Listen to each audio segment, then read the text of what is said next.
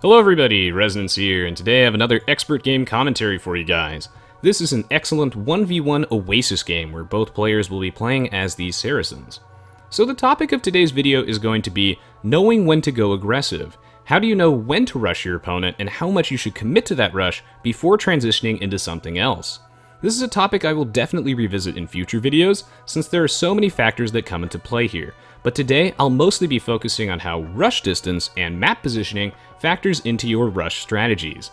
So while our players take a few minutes to build up their bases, I'm going to start by introducing them. At the top side of the map, we have PandaTV playing as the Blue Saracens, and on the right side of the map, we have Nicov playing as the Red Saracens. Now, the first and most important thing that you should keep in mind when you're deciding whether or not you want to rush are what type of map you're playing on. So in general in Age of Empires 2, there are two main types of maps. We have open maps and closed maps. Now, what is the difference between them? So an open map is going to be a map like Arabia, where it's very sparsely forested and there aren't enough cliffs, which essentially make it very difficult to wall. So large open spaces, leaving your base open to rushes. Now, what is a closed map? A closed map is going to be something like Black Forest, where there happens to be enough choke points created by the trees and natural terrain that actually make things very easy to wall, allowing you to close yourself off from the enemy, and then rushing is no longer as strong of a strategy. Another example of a closed map would be a map like Arena, where you already start with walls. On a closed map like Black Forest or Arena, generally the metagame favors a fast castle age strategy. Again, it depends on your map setup, of course, but it generally favors a fast castle strategy, and this is because since you're no longer concerned about being rushed in the Dark Age or Feudal Age, since you're it's actually very easy for you to actually wall up your own base, you might as well be very greedy, try and go for that fast castle age, get a stronger economy, and then attack your opponent in the castle age. When walls are so powerful based off the map, you're not really able to pressure your opponent reliably early on until you get to the castle age and you have access to stronger units, for example, battering rams and mangonels or a stall breaker that allow you to break through your opponent's defenses. Of course, though, we are playing on Oasis, so what kind of map is Oasis? It's more of a mixed map in the sense that it's kind of somewhere between Arabia and Black Forest, where early game rush strategies in the Dark Age and Feudal Age are certainly viable, but at the same time, there are plenty of these narrow choke points created by the forest that actually makes it so a fast castle age strategy is viable depending on the way your map is set up. And this makes it even more important to actually do a significant amount of scouting when deciding your build order on Oasis, since the map can vary so much. For example, it's possible for players to wall from these 2 points on either side of the map, but the question is if they're actually able to do it safely, because if they don't wall this area, then we're left with a very, very open passageway here where there's room for plenty of aggressive play. The other thing that really comes into play when whether or not you're deciding to rush is based off what your opponent is doing. For example, if you end up scouting his base and you happen to see him going for something that is very greedy, perhaps he has no walls at all, no defenses of any description, and he happens to be going for a fast castle age, and we know this because we see like a blacksmith in a market, then that's our signal to probably punish him and just kill him outright. Now, before we get too far into this video, I did want to say that I also live stream regularly on Twitch, and I'd love to have you there. If you're interested, you can find my live streaming schedule by going to my Twitch page and scrolling underneath the video player there. And if you follow me on Facebook and Twitter, you will also get updates on when I'm streaming next. Thank you so much for all the support, by the way, guys. I appreciate it, especially for all the non-Age of Empires 2 videos as well, as it's important for the longevity of the channel that I'm able to branch out, so thanks in advance. But of course, plenty more Age of Empires 2 in the way, as well as this specific match, which I'm very much excited for. Because like I said, Oasis map generation varies a lot, and in this particular game, both of these players are actually abnormally close to each other, and we'll see how that comes into play soon. Right now, Red here is doing an excellent little deer lure, trying to use his scout to push the deer underneath his town center, just bolster his early game economy. When we're talking about like early game strategy choice, again, I've got plenty of other Expert Age of Empires 2 videos and tutorials that you guys can check out on my YouTube page if you're looking for more information. But yeah, things do certainly vary from game to game. And here, right off their, based off their early build orders, we don't really see anything that necessarily gives away their early strategies. There are some things that we are going to be paying close attention to, like for example, when does the initial barracks go down, which does reveal exactly what they're up to, and whether or not we're going to see 10 gold being mined by this gold miner.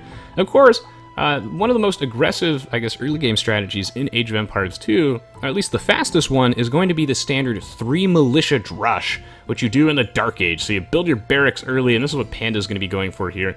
So you put down the barracks early, you mine 10 gold with this gold miner, and then you drop it off that way, leaving you with 60 gold, which is enough to make 3 militia, and then you try and use that to pressure your opponent.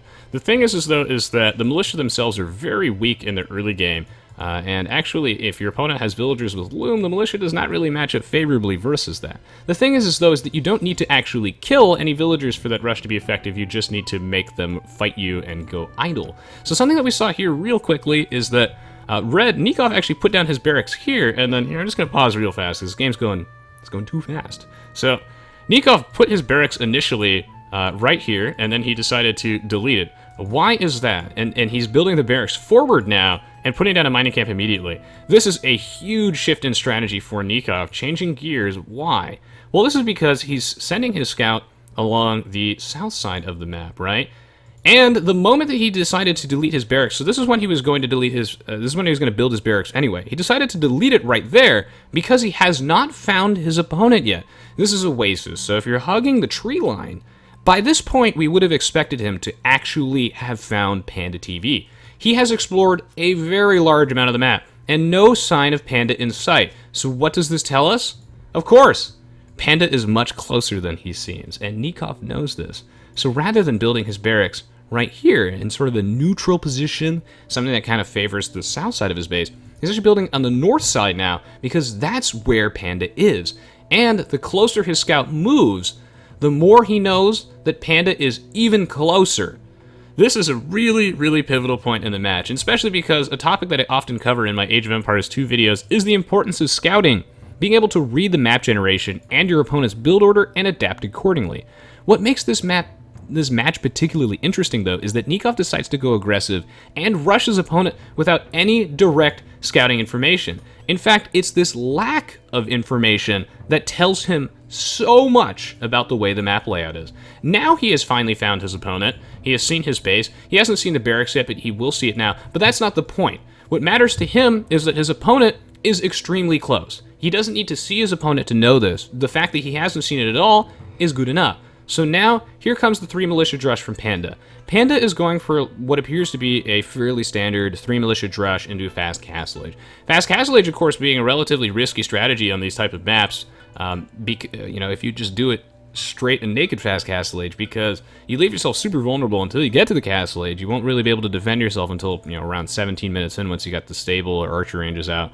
So you need something to create space, keep your opponent occupied, allowing you to safely get to the castle age, and then leverage that tech advantage that you have. So what he's going for here is a 3 militia drush. He's bringing, of course, his scout in here. You always want to do that with your early game rushes, bringing your scout with your army, because it's essentially like having another military in it. And now we see Red reacting in a very interesting way. He's immediately pulling off 4 of his villagers, going aggressive on Blue.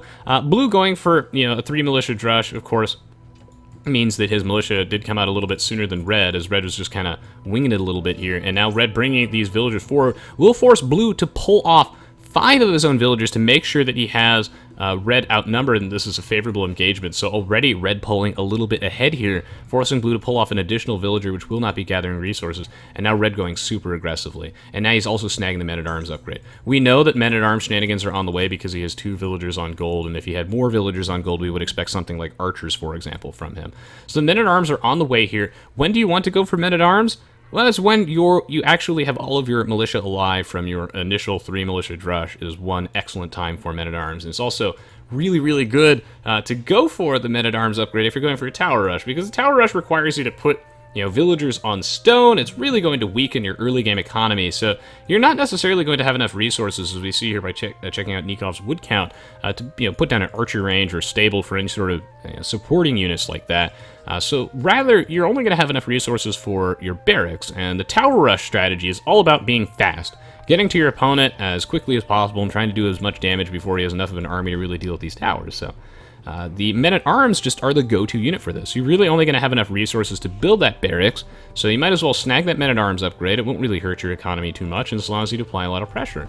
So here he is, coming in here with these watchtowers. PandaTV putting down a defensive outpost, which is incredibly important here, as this will give him enough information. He'll see where Nicov is building these towers, and now we get to see how Panda will react. Panda will react by mixing in a bunch of his own men-at-arms in here. So again, he's forced to commit to this. He's got 5 men-at-arms just to defend himself. Nicov going super aggressive.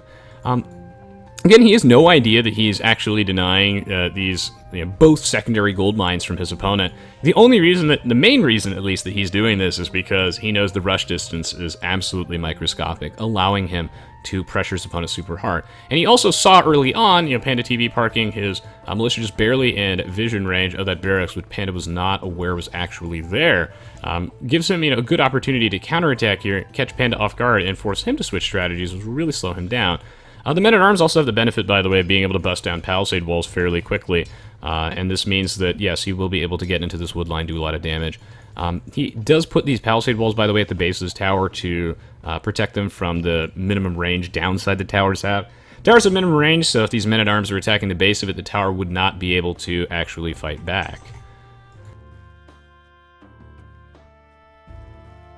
Alright, so we do see that Panda is going aggressive here. Why exactly is he doing that? Now, this is particularly interesting. We see that Nicov knows that the men-at-arms are on the way, so he is, pulling a ton of villagers off the line. This is something you absolutely have to do when your opponent is trying to counterattack you, is pull as many villagers off the line as necessary. It is worth it to make that trade-off. Try and get that quick wall off, and then funnel these men-at-arms underneath that town center. Force him to take a suboptimal engagement. Because really, these early game rushes always boil down to players, avoiding the enemy town center like the plague, because it does so much damage early on. So you're looking for these exterior villagers. You're looking for these lumber camps, these stone miners, these gold miners that are away from the town center. Nicov has to make a tough decision here. Will he end up walking past this watchtower, tanking a lot of damage? The answer is yes. And now Blue has decided to try and bust down this wall with his men-at-arms rather than walking around. But he does force Nicov to waste a little bit of extra wood on these palisades. Panda will try and walk around. Nicov gonna transition now into archers. This is smart because, again, he has forced his opponent by going for the men-at-arms tower rush strategy, forced his opponent to commit to additional men-at-arms, more so than Nicov has, and those are going to be very, very weak to the archer units. Also, it's natural for Nicov to want to transition to archers here because he's going to want to conserve his food, allowing him to actually reach the castle age at some point this year. Meanwhile, Blue doing a great job, by the way, restricting the mobility of the opposing builders. One of the reasons that he's doing this is because when you're dealing with a tower rush, you want to make sure that you have the vision so that you know where your opponent is trying to build the towers next, and then use palisade walls and whatnot to deny him from building the towers too close to you, as well as your own defensive watchtowers. Because remember, the towers can't just get up, walk around, and move, so the thing that you want to be taking advantage of is their lack of mobility, trying to restrict where they can go. And Nicov here with some excellent quick walls, again, trying to prevent these men-at-arms from getting too far into his own wood line, and now Nicov has 2 archers coming out. Does he have a blacksmith? He does, which he did protect with those palisades. It's pretty cute. Panda will decide to tank some town center shots. He's walking perpendicular to the town center arrows so that they will indeed miss. He's going to harass his farmer, not going to commit to it, though, because he knows that he'll walk into town center range too quickly. Archers are moving in. I'm assuming fletching is on the way. Actually, no, I guess it's not. And Panda is going to try and find an opportunity here to either pick up an archer or go for some villagers, but these villagers are just well protected here by excellent quick walling on the part of Nicov. Meanwhile, Nicov trying his best to apply some pressure, again, force these villagers off the line, force these palisades to be built. He is going to try and salt the earth and build another watchtower here, denying this gold mine, the stone mine for later, and then he's got watchtowers all over the place over here again. He hasn't actually killed that many villagers, but he forced this lumber camp to be rebuilt over here, which is significant economic damage. We know that Panda's men-at-arms are going to get almost entirely negated here, but again, this is okay because he has done a lot of economic damage to Nicov in the process. Still, though, Nicov did an excellent job actually boxing Panda in, kind of making the men-at-arms, even though they did some damage, not necessarily worth it, and now Nicov is on the counterattack. So what is Panda going to do? Panda is going to transition into the skirmishers. So one of the interesting things is that when your opponent is aggressively forwarding you, whether they're dropping forward archer ranges on you, or they're dropping forward watchtowers on you, that means that their own base is relatively undefended. So this is an excellent opportunity for you as the defender to go aggressive yourself. If your opponent is forwarding you, that is one other way that you might be able to justify going very aggressive on your opponent, because he's going to have no defenses at home. No watchtowers at home means that he could be a sitting duck to these forward skirmishers. This is an interesting play on the part of Panda. We'll have to see if it pays off. Meanwhile, Nicov just trying to, again, get as much map control as possible, salt the earth, make sure that these watchtowers are actually in range of each other to protect each other. To protect each other because of the minimum range. Does Nicov know about these forward archer ranges? He does not, so again, Panda doing an excellent job sitting outside of Nikov's vision radius. And he's just massing up skirmishers. Again, you know, since he... This is great, and this is something I covered in one of my videos, like Aoe2, Mind Games Encounters. It's a really, really excellent expert game. This idea of just being able to read the direction that a match is going, because being able to counter your opponent's strategy is a huge part in Age of Empires 2, because once you force them to make like different units, then you get a really big momentum swing, because your opponent wasted a lot of resources, and they're going to have to waste more resources getting all the techs and upgrades and whatnot, and unit production buildings to actually transition into something else. So here, again, PandaTV ended up being forced into a bunch of men-at-arms, which... you know, encourage Nicov to go for archers, and now Panda has the momentum in his favor, because now he's able to counter all these archers with his own skirmishers. How will this battle go? We'll have to see. We're going to swap back to Panda's perspective here to get the health bars on all of his units. Nicov is actually forced to retreat here, because again, some excellent walling on the part of PandaTV will force Nicov to retreat, knowing he can't do too much damage with these archers. Right now, Nicov going to make a smart decision here and actually pull off a bunch of his villagers to destroy this watchtower. That's a very difficult decision to make, is whether or not you actually want to pull the villagers off there, because you do end up risking losing a lot of them. You also get a lot of idle time, and one of the villagers did end up going down. PandaTV hogging this hill. Nicov trying to decide whether or not he wants to bring his villagers into this fight, full well knowing that Panda has the advantage because he has skirmishers. Fletching upgrade is down for both players. They are even on upgrades. Panda desperately trying to put down another watchtower. He does have the hill with this. By the way, if your units are on a higher elevation than your opponent, this also applies to buildings. They deal 25% more damage and take 25% less, so it's absolutely instrumental in your early game rushes trying to take advantage of the hill. This is another thing, you know, Panda saw when he wanted to go aggressive that there is this hill at the front of Nikov's base that does encourage him to go aggressive, because if he pressures over here, especially, you know, that was one of the factors when he decided to build the double archer ranges. If he wanted to pressure over here, he will have the elevation advantage. Nicov here standing on top of this hill, and Panda trying to take this fight because he knows his watchtower will come down first, and he has the hill advantage, but he does end up losing a couple of his units for free. One of the interesting things here, one of the interesting dynamics is that when you go for mass skirmishers, you end up, you know, really slowing down your castle timing a lot. So it's something that Panda has to be quite concerned about, whereas archers really don't cut into it that much, because really it's the 800 food requirement that's the big one. Still, though, Panda was floating a lot of gold earlier on in the game. That's something that we saw. And another thing is that when you're going for... Nice forward market, nice. When you're deciding whether or not you want to commit to like some super aggressive early game war like this, the Saracens, even though they don't have a particularly strong set of economy bonuses, you're less concerned about committing to a lengthy feudal age war compared to other civilizations because of the market. And this is something where, you know, if you happen to be floating a lot of gold like we saw Panda doing for a good chunk of the game, it's actually okay. It wasn't really a mistake on his part. He was deliberately doing this so that way he could buy his way to the castle age. That's why Nicov, of course, has this own market right here, because he knows that buying his way to the castle age will allow him to get there in a timely manner compared to, you know, other civs, which would actually be doing it slower. Also, the thing with Saracens is they're like archers having an attack bonus versus buildings is not generally relevant, but it does help quite a bit if you are going for a feudal age rush, because you're able to, you know, eat through those palisades with ease. And naturally, players do want to transition into, you know, archers and whatnot. Because once you get to the castle age, you get that huge power spike with Crossman Bodkin Arrow, and then it doesn't slow down your castle time that much. Another interesting thing, God, there is so much going on in this game. Even though you would think that, you know, Aoe2 is relatively slow, there's just so much depth to this game that keeps it so interesting after so many years. One of the cool things that we see here is that Nicov with his original forward villagers decided to build this lumber camp here rather than actually sending them back to his own base. And I think a lot of new players would have probably escorted the villagers back to their own base rather than just build the lumber camp forward.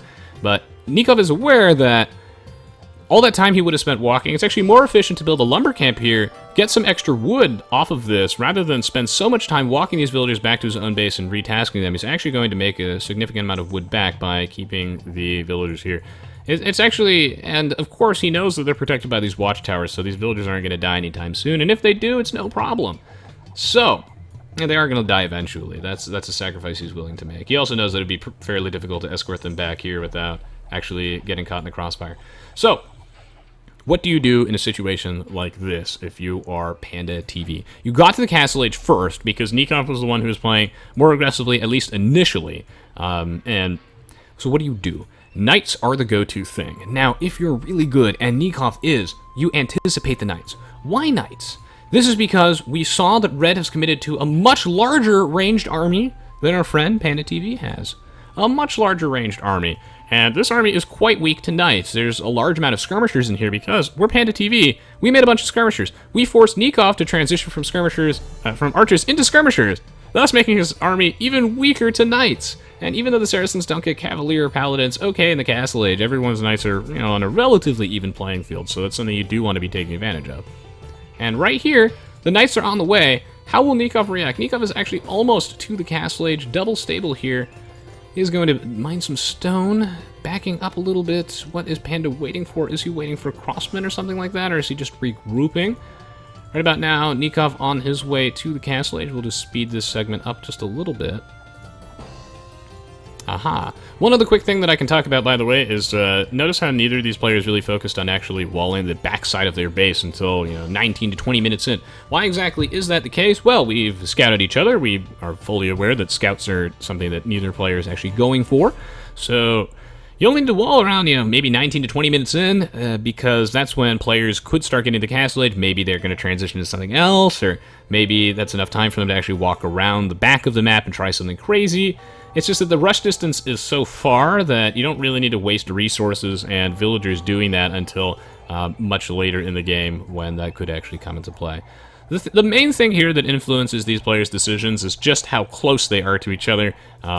These guys are like right next to each other. So not only do the positions of the resources change every time when you play in Age of Empires 2, but players can spawn in different positions, and here they're just like right next to each other. Nicov going to make a very smart play here and potentially suicide one of his own skirmishers just to get some map information, see where his opponent's army is.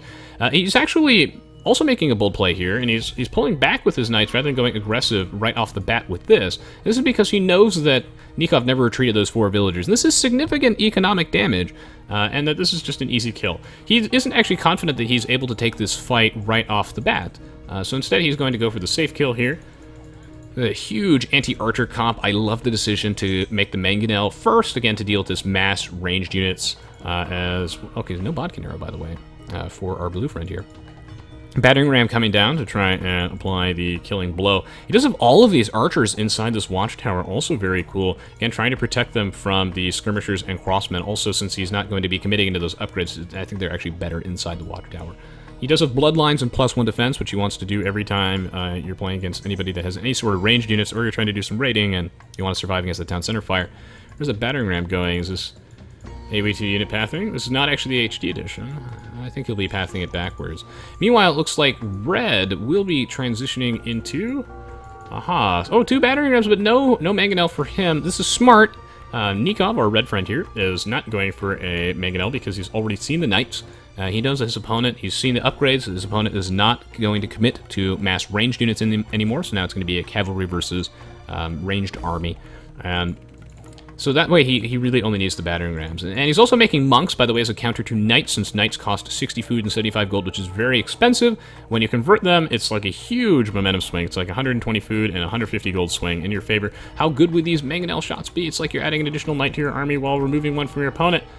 Nicov has to be very careful here. The battering ram's coming into the base of this tower. He does actually use the battering ram to snipe off that mangonel. This is something that a lot of players do end up forgetting, is that battering rams actually have an attack bonus versus all other siege weapons, which very rarely comes into play, except here, as he is able to take out those mangonels, which, of course, Nicov baited Panda to move forward with them and try and take out that ranged army, and he's, of course, using the split formation to try and juke those mangonel shots. However, though, PandaTV does take out both battering rams, so both players coming out relatively even here, and Panda, once again, Looking at the way the map generation is set up, it's a huge one when deciding whether or not to go aggressive. He knows this forward hill is on Nicov. Nicov wanted to go aggressive because he saw that Panda was so close to him, and now Panda wants to go aggressive because this hill is here. There's a gold mine here, a stone mine here. This is such a contentious location. Right now, Nicov desperately trying to convert a knight to take out that mangonel, but he will not be able to. This mangonel moving forward will probably die because it did end up moving just a bit too far forward. Actually, no, he will be able to pull it out in time. Nice. Now we have a forward castle. Excellent spot for this forward castle. We'll be able to pressure all of these buildings.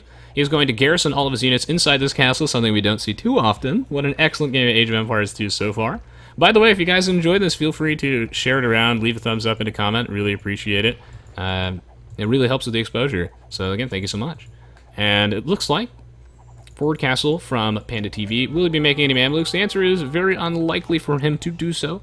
Mamluks are the type of unit that are quite expensive, so they really only come into play in the later stages of the game, where you really want that elite Mamluk upgrade. Also, there are, of course, no cavalry units for Nicov. Nicov with a very large army of defensive monks. Monks are such a great way to deal with knight pressure from your opponent. The fact that the monks are so slow doesn't really matter if you're defending either. And aha! So, when your opponent is going for a forward castle, what do? You could be crazy and, end up massing up a ton of batter rams to try and brute force it down. How many batter rams do you need for that? Probably around 5 or so, which is actually quite difficult to mass up. So what do? You want to get to the Imperial Age and then build a trebuchet, and that is the best way to remove your opponent's forward very safely from the comfort of your own base. Nicov also going to take advantage of the passive healing by garrisoning his units inside that town center. And right now, Panda just slowly moving the line forward, flexing his muscles, full well knowing that these are some free kills that he can get that Nicov will not be able to respond to. Panda in actually really just an excellent position here. Nicov decided to go for such an aggressive early game Feudal Age and Dark Age push, but he is getting punished by Panda, who has just adapted to it quite nicely. Realizing that when your opponent is trying to do something crazy and rush you, one of the best ways to do that if your opponent is forwarding you with watchtowers or something is to rush him back harder. Go more aggressive. And it's really paying off here, as Panda does have this hill, which he's just kind of camping, and I think he's okay with losing this battering ram here. We'll be able to take down those archer ranges, which are a pretty big blow to Nikov's economy. Nicov, though, only going to be up to the Imperial Age, less than a minute before Panda actually gets there, so there's only going to be a brief window of opportunity for Nicov. He is putting out the defensive castle again because he wants to get out that trebuchet as a way to remove this forward. Will it be enough? We'll have to see. Panda going to retreat. Panda has a relatively significant score lead at this point in the game, but both players very close in the villager count. It's really just Panda with like a 20 military unit lead. Almost good mangonel shot there, but the passive monk healing as well as the town center healing has kept these units relatively healthy. Now the question is, what will Panda go for once he hits the Imperial Age? I'm going to guess Arbalists are just one of the natural transitions here, as Arbalists are such a cheap upgrade to get, so I expect him to go snag those. Quite a few relics, by the way, for Nicov. The real question is, though, what will Nicov go for? I expect to see Arbalist from Panda. I think that if he went for like something like chemistry into hand cannoneers, that would actually just be too slow. That is a consideration if the game ended up dragging on. And oh my god, he reaches the Imperial Age, and check this out. Look at all these upgrades he immediately queues up. Illumination, handcart, block printing, and bow saw. So, ooh. Illumination is the tech, I believe, that makes them regain faith faster, block printing, extra conversion range, bow saw, faster wood cutting, and handcart, more efficient villagers. Two-man saw, town watch, and bracer coming down for PandaTV. So yes, Panda will probably be going for Arbs, but I don't think he can afford that upgrade yet. Of course, since they have full upgrades on their Arbalist and that one additional attack damage for his buildings, I do think this is quite strong. Hey, he's grabbing all these monk upgrades. Here comes the defensive treb that I was talking about. You will be able to get the first few shots of the treb before Panda does, so that could be quite significant. Yes, here comes the Arbalist two-man saw. Nicov going for chemistry. I do think I like this quite a bit. Chemistry could be used here, I think, primarily for like bombard cannons as just a way to deal with the opposing trebuchets. I don't think we'll see too many hand cannoneers come into play here, but then again, he doesn't really know that Panda is making Arbalist so very strong versus those hand cannons. Hand cannons really good primarily against melee units. Double treb coming down, and this is again why the 45-second difference in Imperial Age timing can certainly matter, because that does allow Nicov to have an additional trebuchet. This trebuchet, though, from Panda, is actually quite threatening because he has the hill advantage. This also means his castle will die quite slowly. He's pulling off a lot of villagers to repair this castle. Something that's very important in these expert castle fights is making sure that you keep your castles alive. Second trebuchet down for Panda. Panda snagging all of the necessary upgrades, getting a padded archer armor. Now we see a third trebuchet out for Nicov. Nicov losing his main town center. Does not really have that much in the realm of an economy. He actually has the back of his base open, but I don't think that'll really matter. Yeah, Nicov is behind by 9 villagers. He's behind by 20 military population, though. Because actually, yeah, he has like no military buildings whatsoever left. Yeah, he's got these two monasteries, and he's got like 2 archery ranges, but he's losing his archery ranges so very fast. He's going to have to put down additional military buildings soon. Losing that market, by the way, to that battering ram is a pretty big play on the part of PandaTV, actually, significantly nerfing Nikov's ability to actually adapt his economy, because he has all this wood that he would love to turn to gold or some other resource, but he can't do that since his market is dead. And now Panda is going aggressive. Now that his castle is down, he has really nothing to defend, so he feels as though if he doesn't attack now, then he's missing out on a window of opportunity. He doesn't want to give Nicov too much time to build back, because right now Panda has like a 20 military pop lead. Time to flex those muscles, go and see what you can do. Red looking for an opportunity to build a mining camp here, but Panda with some excellent play will see these villagers by keeping his scout aggressively at the back.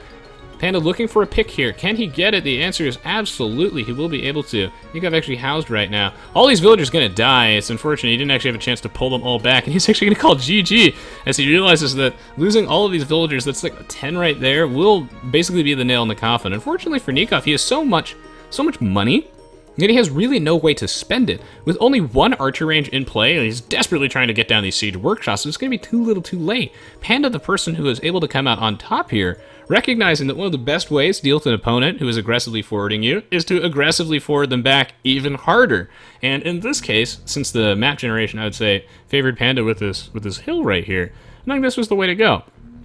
Perhaps another reason why Nicov decided to push so aggressively in the early game as well is because he realized that if the fight was ever right in front of his own base, then that could be the nail in the coffin for him. By going really aggressively himself, keeping the front in his opponent's base, he doesn't need to worry so much about this aggressive hill at the front anymore. He only needs to worry about that if he ends up losing in the rush, and that's exactly what happened as Panda, restricting the mobility of these builders with some excellently placed palisade walls, was able to, keep Nicov on the back foot, even force him to retreat with the archers. Panda reading this matchup very well, but Nicov also played exceptionally. I think he had to go that aggressive early on based off the way that this hill was set up, and then also seeing the rush distance not actually finding his opponent for quite a while. Since he's so close, these units are able to actually fight each other super early on in the game, and then you don't need to worry so much about how slow your archers, men-at-arms, or your towers are going to be.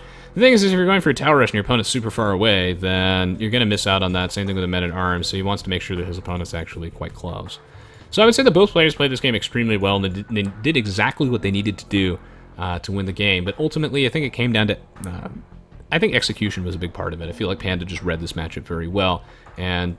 by holding onto this hill, he ended up coming out on top.